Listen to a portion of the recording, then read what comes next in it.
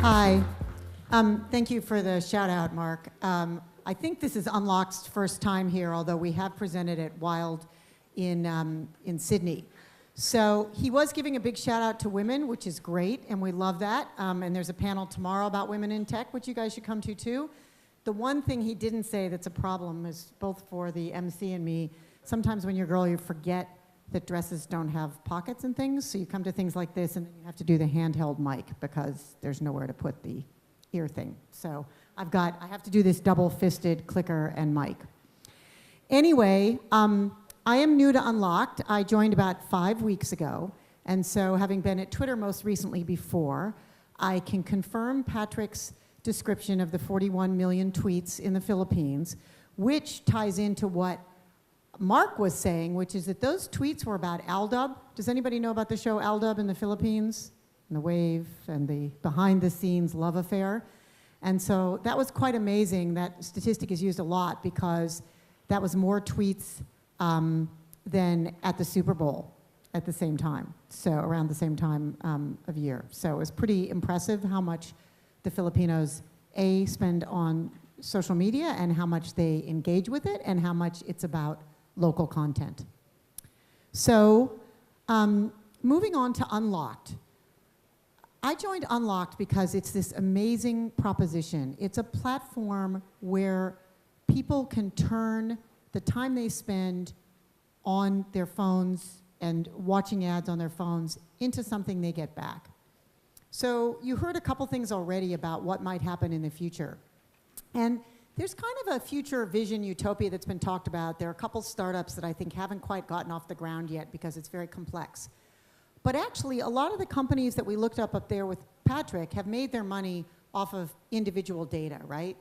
To get Facebook for free, to get Twitter for free, to get Google for free, we are willing to give up our data. Same with games and all those sorts of things. So not from a privacy perspective, but from an ownership perspective, there's this question of, is there going to be utopia when you get pinged from Mercedes, hey, are you willing to watch my ad if I give you 15 bucks? Or from Unilever, are you willing to watch my ad if I give you $1? But that hasn't happened yet. There's no real mechanism to do that. We put in our interests, Facebook, Google, all the algorithms can tell what we're interested in, so we try to, they try to give us appropriate ads. But we're actually kind of going down the path of someday really owning your data and being able to get a value exchange for that, and then use the value in whatever way you want. So Unlocked is a platform that rewards people for watching ads on their digital device. And that can come back, I'll describe that in a minute, but that can come back to you in minutes of voice, data with your telco for free music streaming, for example. We have a deal doing that with MTV in the UK. So how does it work? Or why did it start? You guys know this. I think every conference like this talks about how much is spent on advertising globally and how much is increasingly digital and then video and things like that. We know that, and that's the same kind of messaging you heard from Mark about TV time going down, people unplugging the cord, and what's really much more powerful now is online advertising. And the great thing about Unlocked and the way we work, and I'll show you in a minute how you set up, but basically you go to do your swipe to unlock your phone. I got to stop doing this. I think I'm giving away my husband's unlock code to everybody. Is that consumer sees us first. So you unlock your phone, you're about to go do whatever you need to do with your phone, and for a quick second or two, you look at an ad that's there. And what's most amazing about this is it's really engaging. We have click-through rates in the 4% area, which for those of you on the media side of the business is very high. It's one big, beautiful interstitial ad, and then you move on. So, in the old days, people used to go to the front door and get the newspaper. Now they go to their phone to look up news, to see who's texted them overnight, to look at the weather, to catch up on words with friends. And the first thing they see is this ad, if they've opted in. This is all opted in. And so that's really a different way of engaging with consumers. So I'm going to talk about a couple different kind of players, and I think there's a session on this afternoon about telcos, but there's this huge problem for telcos, right? It's a very competitive space. ARPUs are declining. They want people to spend more, and yet in many of the emerging markets, people don't have enough money to spend what they would like on data. So again, the Philippines, as talked about a minute ago, was a great example. They want to spend 4 hours a day on social media. How do you do that? Not everybody can afford that. So sometimes they'll go to places where there's Wi-Fi. Sometimes we get disruptors in the market, like in India with Reliance and Jio, giving away data for free. I don't know how long that will last, but clearly, you know, getting hundreds of millions of users because people are hungry for data and they don't want to spend for it or cannot spend for it. So part of what we're doing is creating a solution for telephony. I mean, it's interesting if you think about it, right? Almost everybody here who has apps, developed apps, worked on apps, has seen that we mostly have two models. We have a subscription model where you pay, and we have a freemium model where it's ad-funded in some way. But telephony itself, because it grew up, you know, 100 and something years ago, and then even cell phone usage, mobile handsets are, you know, in the 10 to whatever, I don't know how long it's 20, 25 years old. We didn't have freemium models, but is there a reason why telcos, why actual data and voice shouldn't have a freemium option? Like it never has, but there's no good logic for that. So that's something else that we're providing. So basically, we're creating a value from time spent on media devices, back to consumers and back to telcos, streaming partners in a way that they get their users to be stickier, more loyal, spend more because they say, oh, I get value when I'm using this. I can spend more of that value back on extra minutes, on insurance, on value-added services. So what's great about this for us is we see ourselves as providing a win-win-win for all the stakeholders. So there's the consumers who get some value back. There are the advertisers who actually get in front of other players who normally surface on your phone. So there's Snapchat there, but you could see Google, you could see Facebook, you could see any app provider there.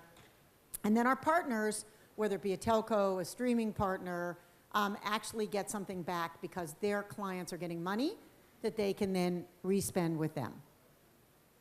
So the way it works, just to give a little pitch, is you sign up once to download it. You download the app and it runs in the background. After that, you can go to it to check how you're doing with points, with number of ad scenes so that you know if you're working towards whatever goal. So for example, one option in the US is, or one approach in the US is get $5 off your bill. Our approach with Tesco Mobile in London is £3 off your bill, so you can see how you're doing, but you don't, at that first sign up, that's the only time you have to go into the app. You choose your interests. Over time, our system learns like everybody else's, but at least initially, you know, me, I'm like a travel fanatic, so I want to see ads on travel. I don't particularly want to see ads on sports, so at least the ads are somewhat tailored in the beginning, and they get more and more tailored. You unlock your device, and when you unlock your device, you will see ads from now on, but you can turn that off if you ever decide you want to unsubscribe to this. You get these beautiful geo-interest targeted full screen ads, and you start getting rewards. So it's a pretty simple process and pretty effective process for people who want some value for what they're doing on their phone. And there are lots of people, it will surprise you. Obviously, millennials are a good group because they're conscious about what they're spending. Asia is a fantastic opportunity for us. We're barely here yet. You'll see we're just breaking into India and Indonesia because there's so much volume in the emerging middle class and so many people who want that value. So here's where we are, getting ahead of myself. So we've launched last year with Sprint in the US. We're in the Caribbean with Digicel. We're in the UK with MTV Trax and Tesco Mobile. We just launched the UAE last week with Etisalat. We've got deals closing in India and Indonesia, and watch this space for announcements to come. So just a bit about us. As you can see, we've opened 5 markets. We've opened a number of markets. We've got 5 new markets launching this year. We have had over 1 million unique downloads, and we've got 86% retention. And what's most interesting is so far we've already given back 10 million in value to consumers. So we are definitely a for-profit proposition. We're a real company. We want to grow, but we also like the fact that in doing this, we're helping our partners like telcos and streaming companies retain their users, and we're actually giving value back to consumers. We do this in a few ways. I've talked about them already, but we've named the products. So Connect is what we do with telcos, enabling them to actually give this value back, to put the ads in front of consumers, and to basically, they get value by lower churn, more money spent with them, and ultimately actually getting a share of the ad spend and acquiring new consumers. Stream, the premium content subscriptions, I talked about it, same thing, new acquisition, retention through different ways to pay, and less intrusive if you're doing our model. So for a lot of streaming, when you take the freemium option, song, ad, or whatever, video, ad, video. In this one, with us, you can choose, you say, fine, I'll see ads when I first open my phone, but in exchange, when I go into the content provider, whether it's OTT, music or video or something else, gaming, I get to play, I get to listen uninterrupted. So it's a better user experience for me and therefore better for the provider. I'm stickier. And over time, we're driving more and more insights out of the data. It's anonymized, it's private, but at least we are starting to develop a number of insights about what people are doing on our platform, how they're engaging with the ads, why the click-through rate's so high. We track geo also, so we get a local sense as well. So, as I said, one of the best things about us is we've already given the value back to consumers. And we're going to be doing more. We're pretty close to closing deals with a couple loyalty programs. Interestingly, one where one of the things they want to do is give points for free. Loyalty programs are so well developed now that there's some sense that they don't want people to always have to spend to get points. Obviously, they're going to get more points for things like, buying a business class round trip air ticket on a credit card than for watching ads, but at least it's something to give back to consumers. We're starting to see this with everyday purchases like petrol, like groceries, and we've already, well into things like telco and streaming media and retail. So thank you very much. Love to talk to any of you afterwards who want to partner, learn more, but it's really been a great first few weeks and it's a great company.